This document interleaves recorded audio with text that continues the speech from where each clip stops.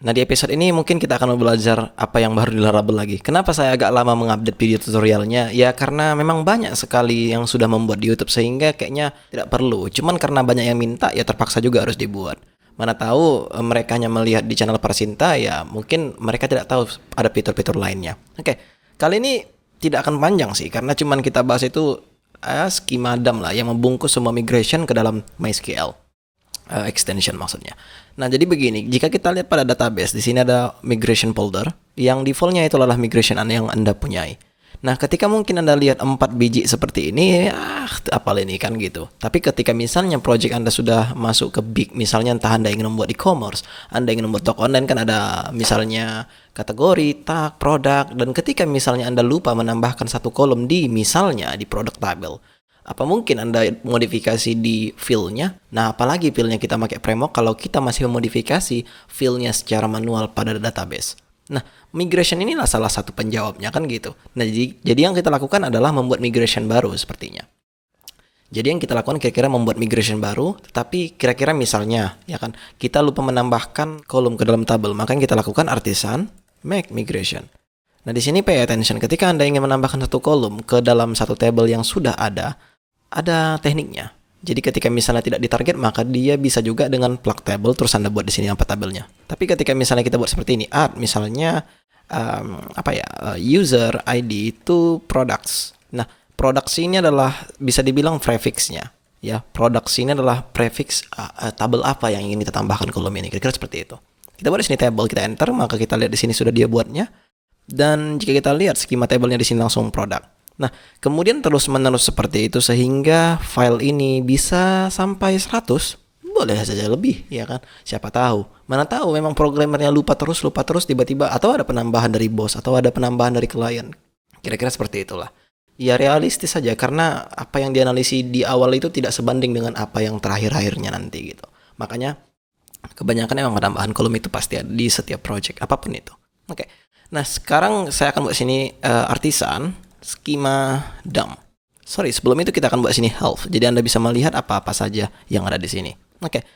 Data ada plug database connection to use. Oke.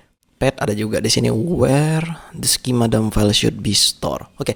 Jadi sebenarnya bisa schema ini kita letakkan atau hasil dari schema ini kita letakkan di directory kita bisa atau di root directory di luar dari folder karena defaultnya nanti masuk ke sini database ini. Jadi bisa aja sebenarnya jika Anda mau letakkan di sini. Oke, tapi itu tidak penting.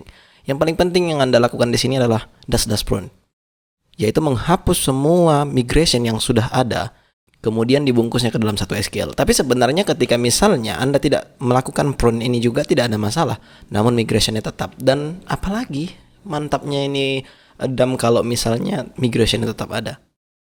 Karena kan itunya masalahnya. Ya kan terlalu pening kita banyak di sini migration yang kira-kira tidak ada gunanya lagi kecuali memang Anda ingin membuat multi project. Oke, sekarang coba kita lakukan artisan schema DAM ya. Tapi di sini kita buat DAM dulu sebelum DAM prune. Kita enter. Maka jika Anda ada di sini database schema DAM successful. Jika kita cek itu ada di mana? Database schema, kecuali Anda tentukan petnya. Karena jika kita lihat tadi ada option bisa menentukan pet, bisa juga menentukan schema connections. Harusnya itu nama filenya sih apa gitu. Atau coba cari sini MySQL schema, ya kayaknya nama filenya sih. Oke. Dan sekarang dia membutuhkan kita .sql yang mana ya mungkin ketika misalnya Anda dulunya sering ekspor, ya sekarang lagi-lagi mengekspor lah. Ya kan karena emang ini yang kebiasaan yang kita lakukan kan gitu. Jadi migration ini bisa kita hilangkan. Tapi jika misalnya Anda tidak buat prune-nya, maka dia tidak akan hilang-hilang. Kecuali misalnya seperti ini, prune, hilang. Maka jika kita lihat migration sudah hilang, kemudian ketika misalnya Anda ingin menambahkan satu lagi migration, kita enter. Maka jelas di sini dia akan membuatkan kita lagi-lagi migration. Dan kemudian ketika misalnya kita buat seperti ini, PHP artisan migrate fresh. Maka jika kita lihat di sini, dia tidak hanya beroperasi dengan drop dan migrate kembali, namun jika kita lihat di sini juga loading store database schema, ya kan, dimasukkannya juga ke sini. Oke. Nah, mungkin ketika misalnya Anda berpikir ini hebat, ya memang hebat, harus kita akui. Namun jangan dilakukan saat Anda development. Jadi kapan ini dilakukan? Ya waktu misalnya Anda sudah ingin memproduksi project Anda ini, maka harusnya bisa sih. Ya kan? Maka ini yang harus Anda lakukan kira-kira seperti itu biar supaya file yang masuk ke server itu tidak banyak kali. Ya kalau sampai 100 migration, what the hell is that kan gitu.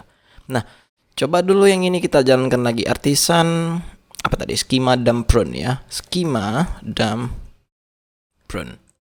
Oke, jika kita lihat migration yang dihapus dan kemudian dimasukkannya ke sini. Oke, itu saya yang baru sih.